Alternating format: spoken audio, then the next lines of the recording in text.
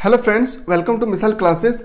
जैसे कि हम लोग पिछला वीडियो में बहुत ही इंपॉर्टेंट यानी क्वेश्चन को देखे थे, जिसमें हम लोग लगभग 70 क्वेश्चन को डिस्कस किए थे।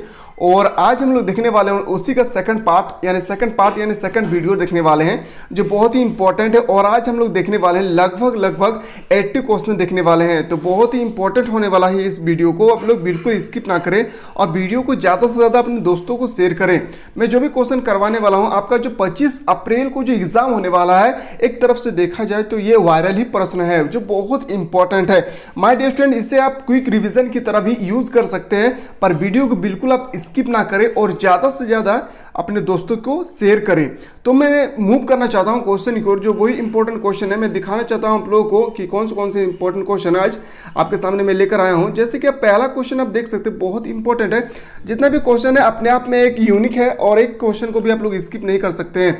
एग्जाम देने के बाद जब आप रिटर्न आएंगे तब आप कमेंट बॉक्स में जरूर बताएंगे सर आप 40 क्वेश्चन में से कितना क्वेश्चन आपके बताया हुआ आया है। मैं उम्मीद करता हूं कि 40 क्वेश्चन में से 38 क्वेश्चन मेरा ही बताया हुआ आएगा।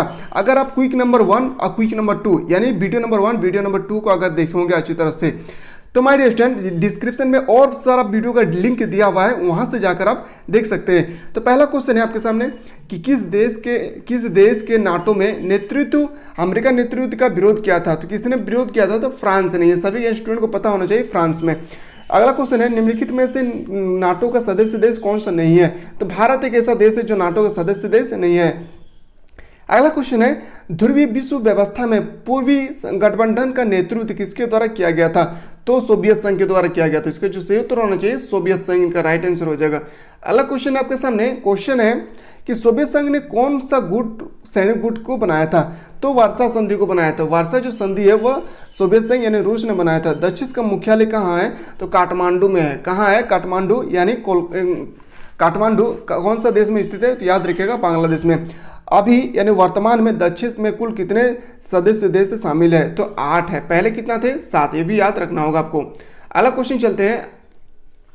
क्वेश्चन है नेक्स्ट आपके सामने, क्वेश्चन नंबर नेक्स्ट है, निम्नलिखित में से सार्क का सदस्य देश कौन सा है जो नहीं है? तो इंडोनेशिया जो है वह सार्क का सदस्य देश नहीं है। अगला क्वेश्चन है, कौन सा देश सार्क का सदस्य देश नहीं है? फिर से क्वेश्चन दिया आपके सामने, 4 विकल्प दिए जाएंगे और एक ऐसा देश का नाम बताना है जो सार्क का सदस्य देश नहीं है। तो याद रखिएगा, जो सार्क का सदस्य देश नहीं है वो है म्यांमार। म्यांमार सार्क का सदस्य देश नहीं है। सार्क का 19वां शिखर सम्मेलन जो रद्द हो गया, कहाँ होने वाला था? तो कहाँ होने वाला था? तो याद रखिएगा इस्लामाबाद इनका बिल्कुल राइट आंसर हो जाएगा। माय डियर स्टूडेंट, जो भी कैंडिडेट मेरे चैनल पर नया है, चैनल को पहले सब्सक्राइब करें, लाइक करें और ज़्यादा से ज़्यादा अपने दोस्तों को शेयर करें। मैं आप लोगों के लिए इसी तरह से और इम्पोर्टेंट क्वेश्चन लेके आऊँगा, ताकि मेरे चैनल से अगर आप जुड़े रहेंगे तो मैं उम्मीद करता हूँ कि आप लोगों के लिए बहुत ही प्रॉफिट होने वाला है। क्वेश्चन के साफ्टा समझौता पर किस पर हस्ताक्षर किए गए थे? जो साफ्टा समझौता है वह किस वर्ष पर हस्ताक्षर किए गए थे? तो 2000 याद रखिएगा 2004 इनका बिल्कुल सही उत्तर होगा। अगला क्वेश्चन है, भारत ने किस देश के साथ संधि की जिसकी प्रस्तावना में पंचशील के सूत्र रखे गए थे? तो याद रखिएगा बहुत ही इंपॉर्टेंट क्वेश्चन है, चीन के साथ। किसके साथ किया गया था? चीन के साथ। क्वेश्चन है कि कौन सा वर्ष भारत चीन मित्रता वर्ष के रूप में मनाया जाता है? हर साल पूछे जाते हैं, तो 2006 इनका राइट आंसर हो जाएगा। क्वेश्चन है नेक्स्ट क्वेश्चन है आपके सामने कि किस देश ने भारत पर आक्रमण कर पंचशील का उल्लंघन किया था? तो किस देश के साथ? तो चीन के साथ। ऑप्शन नंबर ए इनका बिल्कुल सही उत्तर होगा। मैकमोहन रेखा कहाँ स्थित है? जो मैकमोहन रेखा है वो अरुणाचल प्रदेश में स्थित है। अरुणाचल प्रदेश इनका बिल्कुल राइट आंसर हो जाएगा। भारत के प्रथम राष्ट्रपति कौन थे? जो भारत के प्रथम राष्ट्रपति थे उनका नाम था डॉक्टर राजेंद्र प्रसाद। डॉक्टर राजेंद्र प्रसाद भारत के प्रथम प्रधानमंत्री थे। अगला क्वेश्चन है आपके सामने, भारत का अंतिम गवर्नर जनरल कौन था? बहुत इंपॉर्टेंट है। तो Shri Rajagopalachari. Option number A इनका बिल्कुल सही उत्तर होगा। क्वेश्चन है, भारत के प्रथम गवर्नर जनरल कौन था? तो जो भारत के प्रथम गवर्नर जनरल कौन थे? तो लॉर्ड माउंटबेटन इनका राइट आंसर हो जाएगा। अगला क्वेश्चन को जब चलते हैं तो अगला क्वेश्चन आपके सामने आता है, कांग्रेस का विभाजन किस वर्ष हुआ था? जो कांग्रेस पार्टी थे उनका विभाजन किस वर्ष हो गया था? तो 1967 इनका राइट आंसर हो जाएगा। धारा 370 किस राज्य के साथ संबंध रखते हैं? तो जम्मू कश्मीर धारा 307 के साथ संबंध रखते 370। अगला क्वेश्चन चलते, बहुत ही इंपॉर्टेंट क्वेश्चन है, पंचसूत्री कार्यक्रम की शुरुआत किसके द्वारा की गई थी? जो पंचसूत्री है वह पंडित जवाहरलाल नेहरू के द्वारा किया गया था। सार्वजनिक क्षेत्र के लिए विकास का लक्ष्य सबसे पहले किस पंचवर्षीय योजना में रखा गया था? तो याद रखिएगा दूसरी पंचवर्षीय योजना इनका राइट आंसर हो जाएगा। तीसरी पंचवर्षीय योजना की समय अवधि क्या क्या थी? तो याद रखिएगा 1961 से 1966। ऑप्शन नंबर ए इनका सही उत्तर हो जाएगा। अगला क्वेश्चन है, जब चलते हैं क्वेश्चन नंबर नेक्स्ट मिलता है कि भारत के में हरित क्रांति के जनक किसे कहा जाता है? जो भारत में हरित क्रांति के जनक को कहा जाता है उसका नाम था स्वामीनाथन, एस स्वामीनाथन। लाल बहादुर शास्त्री का निधन कब हुआ था? बहुत ही इंपॉर्टेंट, तो 11 जनवरी 1966। ऑप्शन नंबर बी इनका राइट आंसर हो जाएगा। अंतर्राष्ट्रीय अणु ऊर्जा अभिकरण की स्थापना कब हुई थी? तो याद रखिएगा 1957 इनका सही उत्तर हो जाएगा। माय डियर स्टूडेंट, वीडियो को बिल्कुल आप लोग लाइक करें और ज़्यादा से ज़्यादा इस वीडियो को शेयर करें, उस कैंडिडेट तक पहुंचाएं जो थोड़ा भी नहीं पढ़े होंगे, ताकि इसके थोड़ा से इनके हेल्प से आप पास हो सकता है। क्वेश्चन है कि नई आर्थिक नीति किस भारतीय प्रधानमंत्री के समय लागू किया गया था? तो नरसिंह राव यानी ऑप्शन नंबर ए इनका सही उत्तर होगा। निम्नलिखित में से कौन से नेता श्रीमती इंदिरा गांधी की सरकार में उप प्रधानमंत्री थे? तो याद रखिएगा मोरारजी देसाई इनका राइट आंसर हो जाएगा। क्वेश्चन है कि गरीबी हटाओ का नारा किसने दिया था?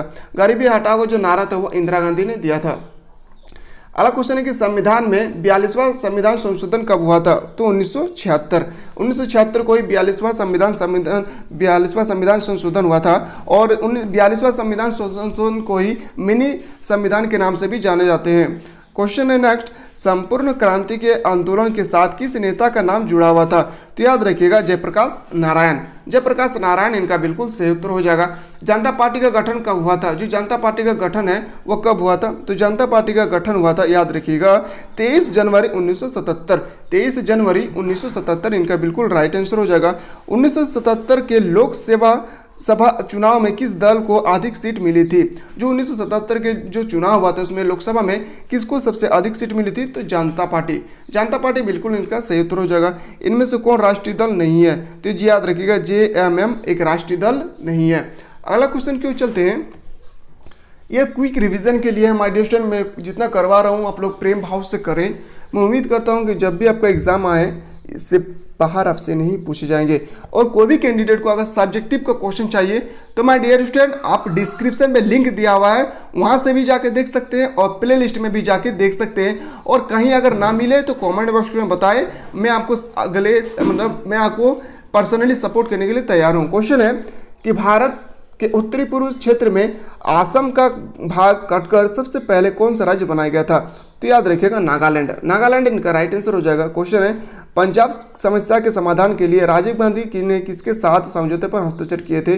तो Harishchandra Singh Longowal. Option number C इनका राइट आंसर हो जाएगा।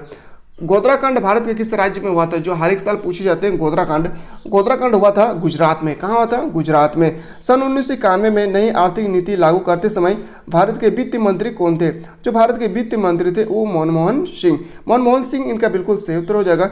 जय जवान जय किसान का नारा किसने दिया था? तो याद रखिएगा लाल बहादुर शास्त्री ने कहा था जय जवान जय किसान जय विज्ञान।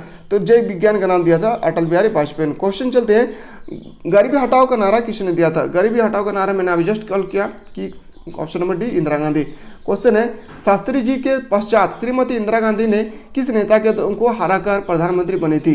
तो याद रखिएगा किस नेता को हराकर प्रधानमंत्री बनी थी? मोरारजी देसाई इनका बिल्कुल सही उत्तर हो जाएगा। अगला क्वेश्चन चलते हैं कि मैनकाइंड एवं जन के संस्थापक कौन था? तो याद रखिएगा राम मनोहर लोहिया इनका राइट आंसर हो जाएगा। अगला जो क्वेश्चन आते हैं सिंडिकेट का विरोध भारत के किस नेता ने किया था? जो सिंडिकेट है उसका विरोध किस नेता ने किया था? तो याद रखिएगा इंदिरा गांधी इनका राइट आंसर हो जाएगा। निम्नलिखित में से किस राजनीतिक दल का भारत में 1952 से 1967 तक प्रभुत्व सत्ता रहा था? तो सभी को पता है कांग्रेस पार्टी का।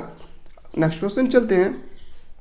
क्वेश्चन है आपके सामने, राष्ट्रपति जाकिर हुसैन के बाद 1969 के चुनाव में किस नेता को हराकर बीबी गिरी राष्ट्रपति बने थे? तो मोरारजी देसाई। इसका जो राइट आंसर होना चाहिए संजीव रेड्डी बिल्कुल सही उत्तर हो जाएगा। अगला क्वेश्चन है भारत के चौथे आम चुनाव 1967 में कांग्रेस के हाथ में सत्ता कितने राज्यों में निकल गई थी?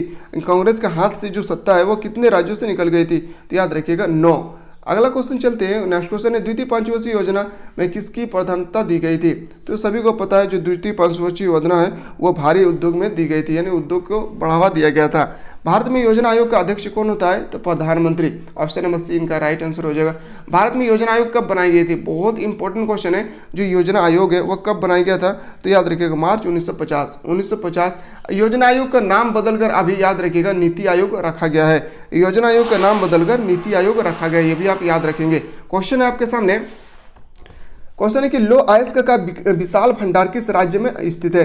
तो जो लौह अयस्क है वो उड़ीसा में स्थित है। राष्ट्रीय विकास परिषद की स्थापना कब हुई थी? तो जो राष्ट्रीय विकास परिषद की जो स्थापना हुई थी 1952 में। अगला क्वेश्चन है, भारत में हरित क्रांति के जनक कौन थे? तो अभी मैंने जस्ट बताया क्या था, स्वामीनाथन, यानी ऑप्शन नंबर बी इनका बिल्कुल सही उत्तर होगा। क्वेश्चन है, नेक्स्ट क्वेश्चन है आपके सामने, भारतीय अर्थव्यवस्था को क्या कहा जाता है? तो भारतीय अर्थव्यवस्था को मिश्रित अर्थव्यवस्था के नाम से हम लोग जानते हैं। नेक्स्ट क्वेश्चन है 1 to 8, भारत ने शुरुआती दौर में विकास की जो नीति अपनाई उसमें निम्नलिखित में से कौन सा विचार शामिल नहीं था?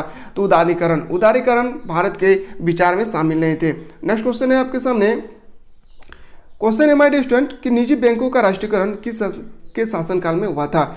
तो याद रखिएगा श्रीमती इंदिरा गांधी के समय हुआ था।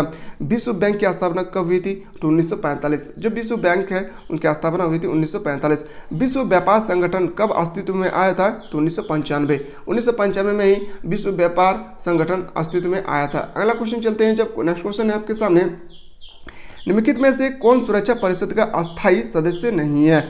जो अस्थायी सदस्य नहीं है याद रखिएगा इसका राइट आंसर होगा इजराइल। माय डियर स्टूडेंट याद रखिएगा जो अस्थायी सदस्य के अंतर्गत जो 5 सदस्य आते हैं जिसके पास वीटो पावर है वो है चीन, रूस, ब्रिटेन, फ्रांस और अमेरिका। चीन, रूस, ब्रिटेन, फ्रांस और अमेरिका। अगला क्वेश्चन है सुरक्षा परिषद में कितने अस्थायी सदस्य हैं? तो 10 है। कितना है? 10। मानव अधिकार परिषद की स्थापना कब हुई थी? जो मानव अधिकार परिषद की स्थापना हुई थी 2006 में। अगला चलते हैं 135 की ओर। तो 135 क्वेश्चन आपके सामने, क्वेश्चन है 135, सन 1945 में संयुक्त राष्ट्र संघ के घोषणा पत्र पर कितने देशों ने प्रथम हस्ताक्षर किए थे? तो याद रखिए कितने देशों ने? 51। ऑप्शन नंबर ए इनका बिल्कुल सही उत्तर होगा। संयुक्त राष्ट्र संघ के महासचिव बान की मून किस देश के नागरिक है? तो बान की मून दक्षिण कोरिया का नागरिक थे। दक्षिण कोरिया का बिल्कुल इसका सही उत्तर होगा। भारत में राष्ट्रीय संघ में कब स्थापित हुई थी? तो याद रखिएगा जो 137 जो नंबर इसका आंसर है 30 अक्टूबर 1945। भारत संयुक्त राष्ट्र संघ के कब शामिल हुआ था? तो याद रखिएगा 30 अक्टूबर 1945। ऑप्शन नंबर ए इनका बिल्कुल सही उत्तर होगा। संयुक्त राष्ट्र संघ की स्थापना कब हुई थी? 1945। अगला क्वेश्चन चलते हैं, क्वेश्चन है कि हथियार लड़ने से अच्छा है जुबान की लड़ाई, यह कथन किसका है? यह कथन था कार्ल मार्क्स, यानी ऑप्शन नंबर डी इनका बिल्कुल सही उत्तर होगा। नेक्स्ट क्वेश्चन की ओर चलते हैं। क्वेश्चन है निम्नलिखित में से कौन सा देश संयुक्त राष्ट्र संघ का सुरक्षा परिषद का अस्थायी सदस्य नहीं है? तो याद रखिएगा जापान। मैंने जस्ट अभी कहा कि 5 अस्थायी सदस्य, चीन, रूस, ब्रिटेन, फ्रांस और अमेरिका। अगला क्वेश्चन चलते हैं, आपके पास वही क्वेश्चन आ गया है कि चीन, रूस, ब्रिटेन और फ्रांस किस ऑप्शन में है? तो ऑप्शन नंबर ख में है। नेक्स्ट क्वेश्चन की ओर चलते हैं, विश्व व्यापार संगठन निम्नलिखित में से संगठन का उदारीकरण है, इसका काम क्या है? तो याद रखिएगा general agreement on trade and tariff. Option number A इनका राइट आंसर होगा। याद रखिएगा प्रथम आम चुनाव भारत में कब हुआ था? तो याद रखिएगा प्रथम आम चुनाव था 1952। ऑप्शन नंबर सी इनका राइट आंसर हो जाएगा। दूसरा आम चुनाव कब किया गया था? तो जो दूसरा आम चुनाव है 1957। भारत के पहले आम चुनाव में दूसरे स्थान पर कौन सी पार्टी थी? तो जो कौन सी पार्टी थी? Communist party. नेक्स्ट क्वेश्चन की ओर चलते हैं। अगला क्वेश्चन है आपके सामने, सन 1959 में जब कम्युनिस्ट सरकार को केरल में बर्खास्त किया गया तो केरल के किस नेता के नेतृत्व में कड़ा विरोध किया था? जो कड़ा विरोध किया था उस नेता का आपसे नाम पूछा जा रहा है। तो याद रखिए उस नेता का नाम था डॉक्टर MS नंबूदरी, और ऑप्शन नंबर ख। अगला क्वेश्चन चलते हैं। क्वेश्चन है भारत का संविधान 26 जनवरी 1949 को तैयार किया, जिसका कब लागू किया गया था? तो याद रखिएगा 26 जनवरी 1950। नेक्स्ट क्वेश्चन है कि भारत में आम चुनाव आयोग का गठन जनवरी 1950 में हुआ, जिसके प्रथम चुनाव आयुक्त तो कौन थे? तो याद रखिएगा सुकुमार सेन चुनाव का प्रथम आयुक्त तो माने जाते हैं। भारत में वयस्क मताधिकार की उम्र कितनी होनी चाहिए? तो याद रखिएगा 18 साल। कांग्रेस पार्टी की स्थापना कब हुई थी? तो कांग्रेस पार्टी की स्थापना हुई थी दिसंबर 1885। अगला क्वेश्चन देखते हैं। क्वेश्चन नंबर नेक्स्ट है, प्रथम आम चुनाव में निम्नलिखित में से किस प्रांत में कांग्रेस को पूर्ण बहुमत प्राप्त नहीं हुआ था? जो किस राज्य है जिस राज्य में कांग्रेस को पूर्ण बहुमत नहीं मिला था? तो याद रखिएगा उड़ीसा इनका राइट आंसर हो जाएगा। आसियान की स्थापना कब हुई थी? जो आसियान की स्थापना हुई थी याद रखिएगा 1957 का बिल्कुल सही उत्तर हो जाएगा।